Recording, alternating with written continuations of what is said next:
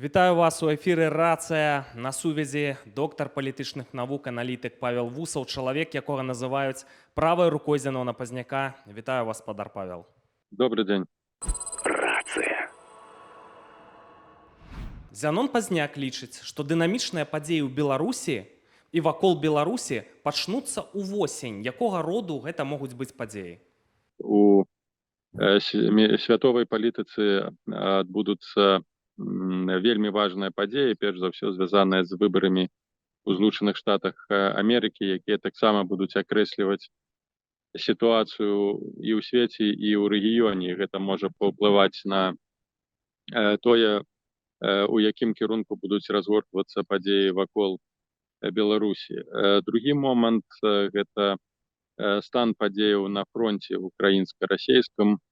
Зараз мы бачым, што намеры Расіі выбіць плацдарм на тэрыторыі Украіны, Харкаўскай і Сумскіх вобласцей, яны не скончыліся паспяхова. Велізарныя страты панесла расійскае войска і не дасягнула ніякіх тактычных мэтаў. Таму можна спадзявацца, што Украіна пачне некаторыя дзеянні па контрнаступленню на прасторы украінскай. Ну і трэці момант гэта, канешне, падрыхтоўка самога рэжыма Лукашенка да выбараў.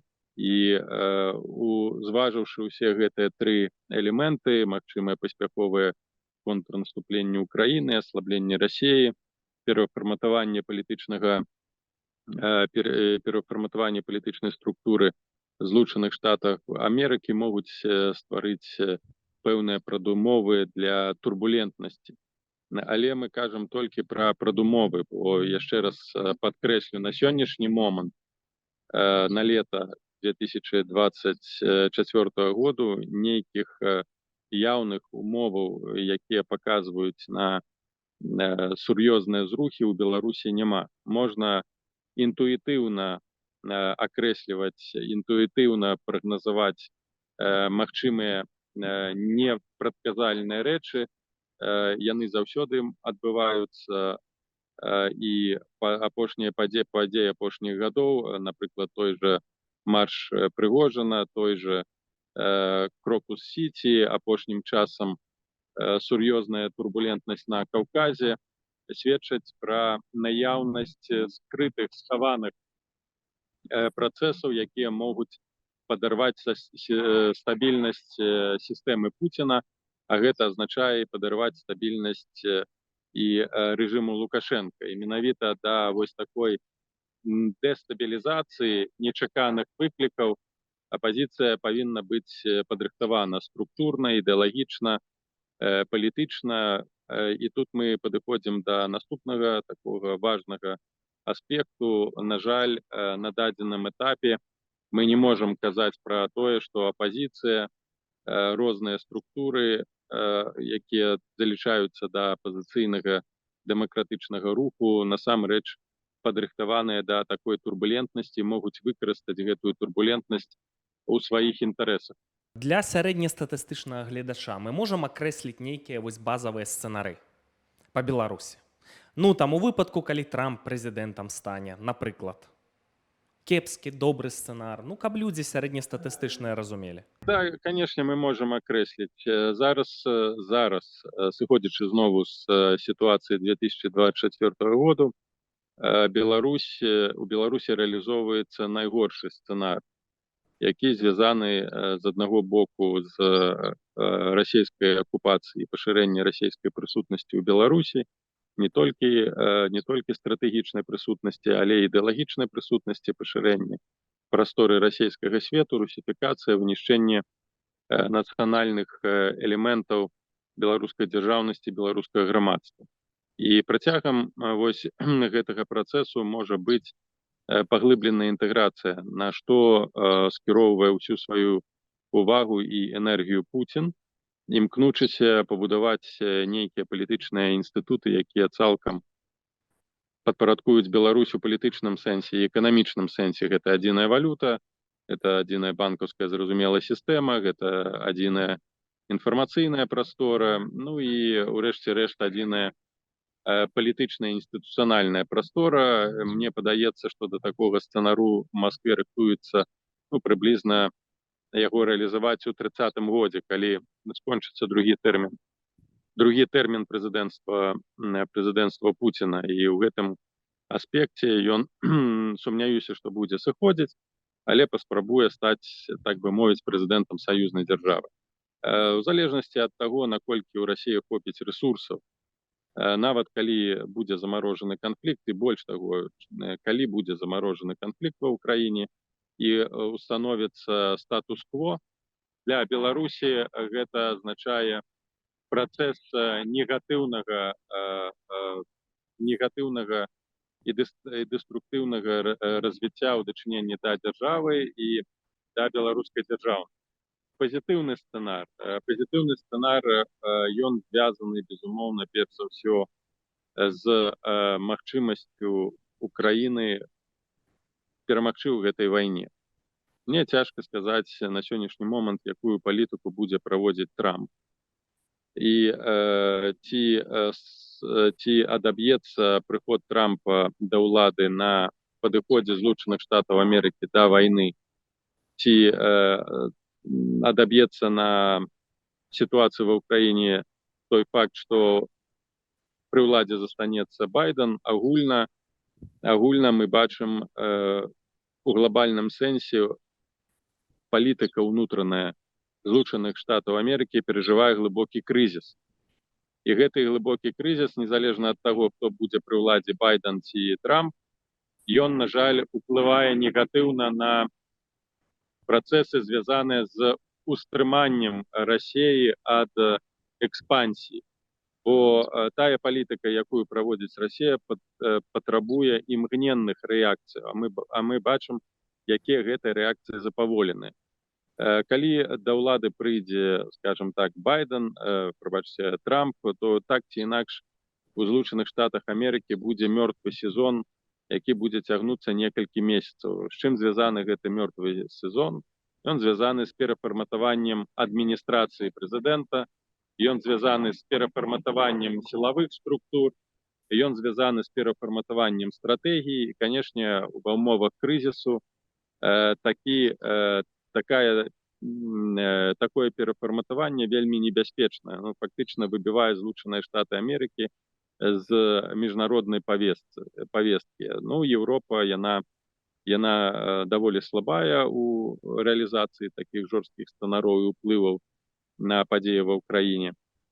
Але тым не менш, так ці інакш, працэсы вакол Беларусі будуць у большым выпадку і фактычна у значнай ступені звязаныя з тым, як паточыцца падзеі ва ўкраіне. Толькі выключна перамога Украіны, якая павінна скончыцца капітуляцыяй Расіі ці дэмантажом рэжыму Пуціна ў Расіі, можа прыспешыць нейкія пазітыўныя змены ў Беларусі. Пры умовах, калі рэжым застаецца пуцінаўскі пры ўладзе, Беларусь будзе ахвярай расійскай палітыкі і імперыялізацыі. І ў кантэксце правалу палітыкі Пуціна і дэмантажу сістэмы пуцінаўскай можа стаць сегментацыя Расіі, то бок стварэнне на велізарнай расійскай прасторы шматлікіх незалежных дзяржаваў, рэгіянальных дзяржаваў, такіх як Балтыйская дзяржава, Рэспубліка Смаленская, Рэспубліка Інгрыя ці Новгародская рэспубліка. Канешне, зараз гэта хутчэй такія тэарэтычныя падыходы, але імаверныя рэчы, якія могуць здарыцца на прасторы сённяшняй Расійскай Федэрацыі. У гэтых умовах Беларусь не толькі можа стаць дэмакратычнай, але можа стаць вельмі важнай рэгіянальнай сілай, якая будзе ўплываць на працэс фарміравання новых дзяржаўнасцяў, новых палітычных суб'ектаў на былой расійскай прасторы. Гэта для бяспекі, для замацавання дэмакратыі у Беларусі вельмі важны аспект і вельмі важны прыярытэтны накірунак дзейнасці. Таксама апазіцыйныя структуры да гэтага павінны быць падрыхтаваны. Хочу у вас пытацца датычна рэжыма Лукашэнкі, дзе такая незвычайная сітуацыя. Значную частку ўлады маюць вось гэтыя пракрамлёўскія генералы, якія ў прынцыпе кантралююць сілавыя ведомствы. Лукашенко ўжо не мае паўнаты ўлады. І ён, канешне, вот вы казалі пра сцэнар, што Пуцін хацеў бы стаць кіраўніком саюзнай дзяржавы. Сумняваюся, што Лукашенко вельмі хацеў бы дзяліцца ўладай, аддаваць уладу. Як вы лічыце, унутры Беларусі ці магчымая крывавая міжусобіца паміж гэтымі пракрамлёўскімі генераламі і паміж, скажам так, групоўкай лукашэнак? Ну, так ці інакш, Лукашенко ўсё ж такі працягвае кантраляваць сітуацыю ўнутры Беларусі ў пэўнай ступені. Канешне, ён ужо не ў стане балансаваць, як гэта было да 2020 году, не ў стане радыкальным чынам змяніць нават унутраную палітыку, і у перспектыве Лукашенко хацеў, каб ягоная ўлада перайшла ў рукі каго-небудзь з найбольш набліжаных да яго людзей, а лепей, каб гэта быў нехта з ягонай сям'і, ці гэта Віктор, ці гэта Нікалай, ну, у залежнасці ад таго, у якім аспекце, якім фармаце, калі будзе адбывацца гэтая перадача ўлады, транзіт так званы. І ў такіх умовах, так, з такімі поглядамі ствараць для сябе новую апазіцыю не мае сэнсу. Таму, канешне, павароту ва ўнутранай палітыцы у Беларусі ўжо не будзе, пакуль гэты рэжым існуе. Разам з гэтым, канешне, для Лукашенка небяспечна і умацоўваць безумоўна, без абмежаванняў расійскі свет, бо ён будзе падрываць уласна суверэннасць ягонай асабістай улады. Але і супрацьдзейнічаць адчынена ён гэтаму рускаму свету не можа. Пакуль што мы назіраем такі пэўны сімбіёз свету Лукашенка і расійскага свету, які скіраваны на ўмацненне ягонай улады. Калі гэты расійскі свет будзе падрываць асновы ягонай улады, ён абвесціць яму ідэалагічную вайну. Гэта, канешне, не будзе вайна такога кшталту, якую ён абвесціў нацыянальным сілам, але гэта будзе павольнае адсоўванне ад ключовых пасадаў, найбольш арыентаваных на Расію сілавікоў, таго ж Вальковіча, таго ж Карпенкова, напрыклад, таго ж Гігіна, які ідэолагам гэтага расійскага свету з'яўляецца. Пакуль што яны яму не перашкаджаюць, бо асноўная энергія скіраваная на знішчэнне апазіцыі ўнутранай і знешняй рэжыму Лукашенка. Разам з гэтым ужо відавочна пэўная змена знешнепалітычнага бачання Лукашенка. То бок ён, як мне падаецца, вось апошнімі сваімі крокамі гэта змена міністраў, у тым ліку міністра замежных справаў. Новым міністрам замежных справаў стаў Рыжэнкоў, былы намеснік адміністрацыі прэзідэнта, так, і трэба сказаць, што вось прыход Рыжэнкова можа азначаць вяртанне да стратэгіі Макея, якая даволі паспяхова рэалізоўвалася да 2020 году. Канешне, гэта не будзе стратэгія такога маштабу, якая была да 2020 году, скіравання на захад на сённяшні момант гэта немагчыма. Але стратэгія пошуку нейкага дыялогу, нейкіх каналаў абмену інфармацыі, нейкіх каналаў змены падыхода заходнікаў да рэжыму Лукашенка можа быць. Ну, тым больш, што вось Кіеву ўдалося выцягнуць сваіх грамадзянаў з беларускіх вязніцаў, што таксама з'яўляецца вельмі важным паказчыкам. Да гэтага такога кшталту крокаў не было. Ну, былі кропкавыя, скажем так, набліжэнні Лукашенка да заходнікаў, калі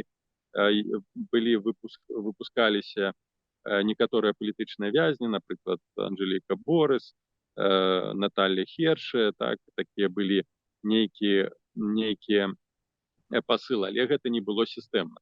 Тут была вызвалена цэлая група, што сведчыць пра тое, што Лукашенко з аднаго боку разумее, што Расія гэтую вайну не выйграе.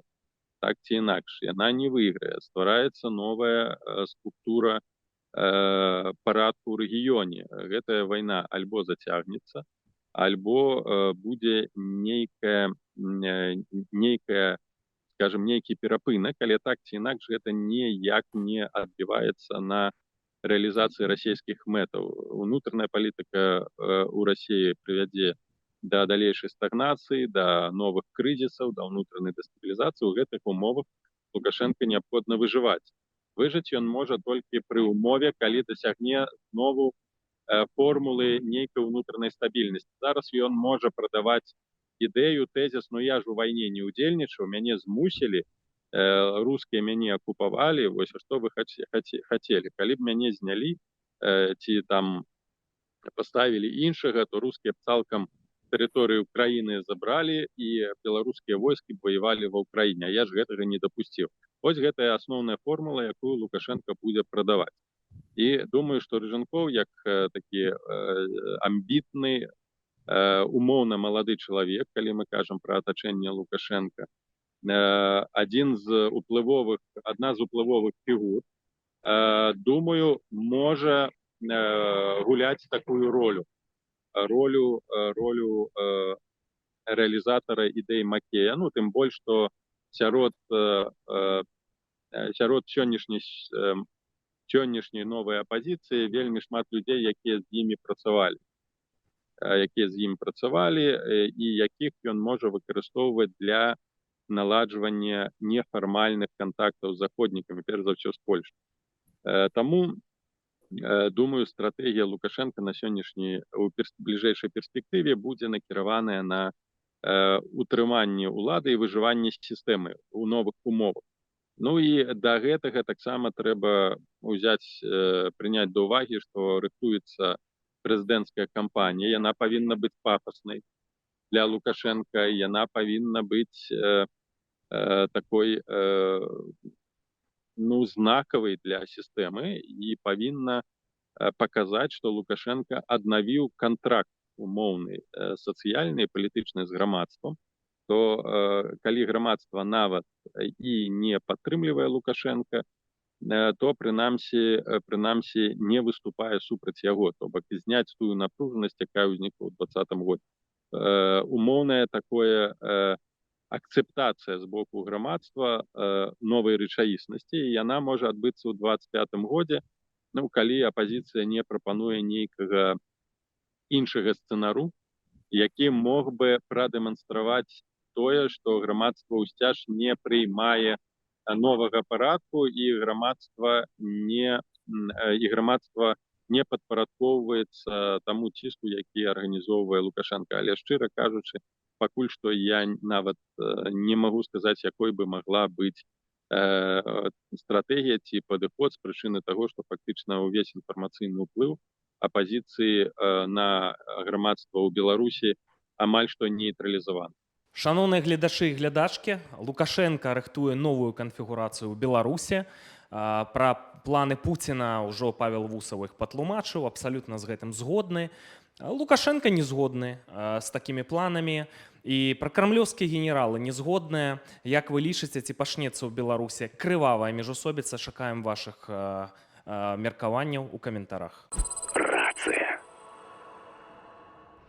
Вось існуе такая ініцыятыва «Ультыматум», так, да якой маюць дачыненне розныя дзеячы, там Дмітрый Балкунец, Анатоль Фёдораў, Анатоль Котаў, Сергей Бульба і гэтак далей. І гэта ж іхная была ініцыятыва перакрыць транзіт на польска-беларускай мяжы, каб у гульню ўключыўся Кітай, но толькі вось у беларусаў мэта, каб палітвязняў вызвалілі, а палякі зараз гэтую тактыку взялі на ўзбраенне, каб вось здарылася дээскалацыя на беларуска-польскай мяжы. Ну, сама па сабе ідэя была добрая, па-мойму. Што вы думаеце пра ініцыятыву «Ультыматум»? Можа быць, мы назіраем за тым, як расце палітычная вага вось суб'екта беларускай палітыкі. Як вы лічыце? Нават калі цалкам будзе зачынена мяжа, Лукашенко не выпусціць ніводнага палітычнага вязня. Наадварот, рэпрэсіі пасіляцца і людзей будуць катаваць і забіваць. Яны ж не просяць закрываць мяжу, спадар Павел, даруйце, калі ласка, яны Я маю на прапаноўваюць ўвазе перакрыццё транзіта і гэтак далей. Ну, я агульна кажу пра тое, што можа настрашыць Лукашенко. Адзінае, што можа настрашыць Лукашенко, гэта наўпроставае прымяненне сілы ў дачыненні да яго, як і любога іншага дыктатара. Той факт, што саюзнікі у 43-44 годзе знішчылі дзесяткі гарадоў гітлераўскай Нямецчыне, то у тым ліку Дрэзден, у тым ліку і Гамбург, іншыя, Любак, гэта не спыніла вайну і не прымусіла Гітлера капітуляваць. Вайна цягнулася да самага апошняга моманту, пакуль не была знішчана нямецкая армія і пакуль не быў заняты Берлін і не была акупаваная ўся Нямецчына і падзелена на 4 акупацыйныя зоны. Ідзе вайна, і Лукашенко разумее, што ва ўмовах вайны, як і павінны гэта разумець іншыя сілы і суб'екты, што ва ўмовах вайны лічыцца толькі перамога. Закрыццём мяжы не будзе дасягнута мэта знішчэння, зрынання рэжыму Лукашенко. Адзіны падыход грунтоўны, які мог бы прынесці нейкую карысць для Беларусі у перспектыве, гэта ўмацаванне беларускіх нацыянальных сілавых структур. Вось на што павінна быць скіравана ўся энергія. На развіццё палка Каліноўскага, структур такога характару, як полк Каліноўскага, а не на нейкія, я шчыра скажу, пустыя, абсалютна пустыя, недарэчныя ініцыятывы. Да нават вы просто там сцяну пабудуйце, мур пабудуйце на мяжы, каб ніводная мыш там не праслізнулася, не зменіць гэта рэжым. Спадар Павел, палякі просяць, вось была ж сустрэча Дуды з Сі Цзіньпінам, так, просяць пастаў на месца Лукашэнку, каб была дээскалацыя на беларуска-польскай мяжы. А можа быць, яшчэ і слова замаўляюць датычна палітвязняў беларускіх. Мы не ведаем. Сі Цзіньпін звяртаецца да Лукашэнкі, вырашай пытанне, што Лукашенко супраць Сі Цзіньпіна пойдзе? Вось іншай праблемай з'яўляецца в пэўным сэнсе таксама інфантыльнасць еўрапейскіх палітыкаў. Яны не разумеюць, што ў Кітаі ёсць таксама сваі стратэгічныя інтарэсы. І ў інтарэсах Кітая, каб вайна, краіна руская, каб канфронтацыя руска-еўрапейская працягвалася, каб было больш крызісаў, каб было больш праблемаў эканамічнага характару, транзіту. Бо гэта падымае вагу Кітая. Той факт, што еўрапейцы паўзуць туды на каленках і просяць яго вырашыць праблемы, падымае статус Кітая і дыскрэдытуе цалкам еўрапейскіх палітыкаў, якія не ў стане нічога вырашыць. І гэта азначае, што Кітай становіцца супердзяржавай, якая будзе пашыраць свае інтарэсы і прыціскаць еўрапейцаў, якія дагэтуль не зразумелі псіхалогію азіяцкага монстра. Ён зацікаўлены, яшчэ раз падкажу, у аслабленні Еўропы, у аслабленні Расіі і зацікаўлены ў тым, каб прастора вайны пашыралася. Бо як толькі Еўропа і Расія стомяцца ад вайны, Кітай пачне пашыраць сваю экспансію. І менавіта тэрытарыяльна. А гэта Тайвань першая будзе накірунак, далейшая экспансія будзе ў іншыя рэгіёны. Таксама Кітай зацікаўлены ў інтэнсіфікацыі канфлікту паўночная паўднёвая Карэя. І вось гэтая інфантылізацыя Еўропы, у тым ліку палякаў, на фоне агрэсіўных дзеянняў Кітая самае небяспечнае, што можа стацца з Еўропай. Это самая небяспечная і самая правальная палітыка, якую на сённяшні момант праводзіць Еўропа. Памятаеце, калі ў 2020 годзе Меркель і еўрапейскія палітыкі замест таго, каб выпрацаваць уласную стратэгію падыхода да Беларусі, пачалі званіць да Пуціна, даючы Пуціну карт-бланш у рэалізацыі ўласнай палітыкі ў Беларусі. Яму сказалі: прыбяры там, зрабі нешта з Лукашэнкам. І зараз яны робяць тое ж самае дачыненне да Расіі, дачыненне да Беларусі. Гэта мне падаецца, нават не маю такіх паліталагічных аспектаў. Гэта прымітывізацыя знешняй палітыкі, перш за ўсё Еўропы і ў дадзеным кантэксце Польшчы. Я думаю, што Кітай наадварот быў бы зацікаўлены ў тым, каб перакрыць, каб межы цалкам былі перакрыты. А скажу, для чаго? Таму, што гэта спарадзіць крызіс і павышыць кошты на кітайскія тавары, якія пойдуць іншым шляхам, якія пойдуць праз акіян ці праз паўночны шлях, які яны зараз інтэнсіўна развіваюць, ці праз паўднёвы шлях. Еўрапейцы, і, канешне, адразу з транзіту вылетае, напрыклад, Польшча, з транзіту вылетаюць краіны цэнтральнай Еўропы. Транзіт можа Кітай, напрыклад, актыўна развівае транзітныя шляхі праз Турцыю, праз Чорнае мора. І новыя шляхі, гэта новыя кошты, гэта падвышэнне коштаў, гэта стварэнне пэўных крызісных працэсаў у Еўропе, бо і так ужо відавочнае, напрыклад, павышэнне коштаў на энерганосьбіты, дзякуючы гэтай вайны. І Кітай у гэтым сэнсе толькі палітычна і эканамічна узбагачаецца. Замест таго, каб шукаць іншыя механізмы, менавіта уласныя механізмы вырашэння пытанняў, слабыя краіны, гэта слабасць, пачынаюць бегчы ў Пекін, які становіцца новым цэнтрам улады. Спадар Павел, но я не могу с вами не погодиться, что увогуле вось Китай, так, что Китай и Россия, ну что, это стратегічныя партнёры. Китай, безумоўна, зацікаўлены ў дэстабілізацыях. Шановныя гледачы і глядашкі, а што думаеце вы? Напишите, калі ласка, ў каментарах. Крызіс у беларускіх дэмакратычных сілаў это не то, што сёння 24 год сярэдзіна. По-мойму, ужо ў 21 годзе это было зразумела, ў пачатку 21 года, толькі тады лепшае было, напэўна, фінансаванне. Але рэчы, пра якія вы гаворыце, там вот сілавая кампанента, полк Каліноўскае, беларускае вызвольнае войска, усё это на вельмі пачатковым этапе. Полк Каліноўскае фактычна развалілі. Значыцца, беларускае вызвольнае войска, няма палітычнай волі дзяржаваў, каб это беларускае вызвольнае войска ствараць. У дэмакратычных суб'ектах, фактарах там цяжкая сітуацыя. І вось яшчэ у лістападзе 23 года Зянон Пазняк, это такая вот была унікальная рэч, это вот на маіх вачах сказаў, што все, я гатовы кансалідавацца дзеля будучыні Беларусі, працягваю руку. Ну, тады даруйце, я сленгам скажу, што вот эту прапанову прадынамілі. Яшчэ раз сёння, вось мы, значыцца, у ліпені 24 года вашыя прапановы, спадар Павел, каб выправіць вось гэту патавую сітуацыю. Апошняя прапанова і канцэпцыя, ідэя, платформа, якая могла нейкім чынам памяняць сітуацыю, была канферэнцыя, якую арганізаваў полк Каліноўскага, і вы былі тады мадэратарам, вялі яе і самі бачылі на ўласныя вочы, чым гэта ўсё скончылася.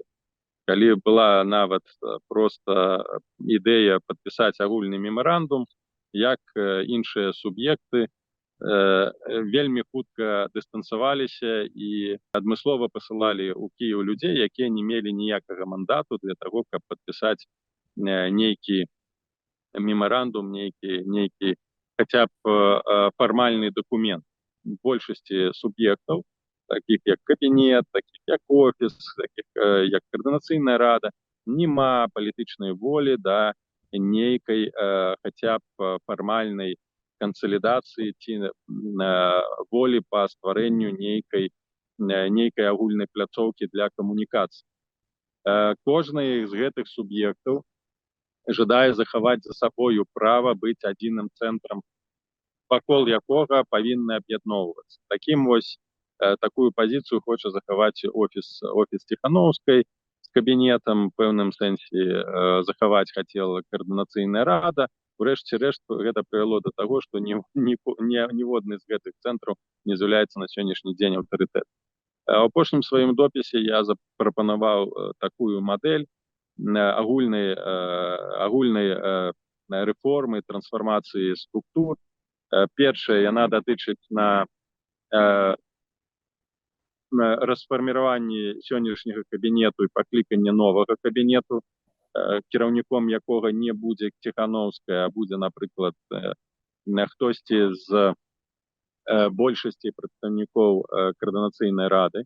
Ну, калі нават не гледзячы на скепсіс да каардынацыйнай рады, гэта калектыўны калегіяльны орган, ён бы мог пакінуць за сабою права фарміравання кабінету, і з прычыны таго, што ён не вузка арыентаваны, ён мог бы запрапанаваць працу ў межах кабінета розным прадстаўнікам.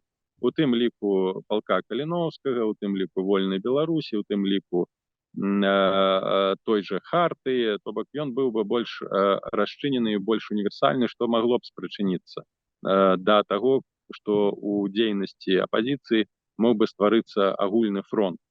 Але сумняюся, што да гэтага дойдзе, каб гэта быў насамрэч прадстаўнічы кабінет, і ім бы прысутнічалі ўсе асноўныя прадстаўнікі усіх асноўных ключавых суб'ектаў палітычных, і які б не залежаў ад офіса. На гэта, перш за ўсё, не пойдзе офіс. Ён не жадае ісці на ніякія саступкі.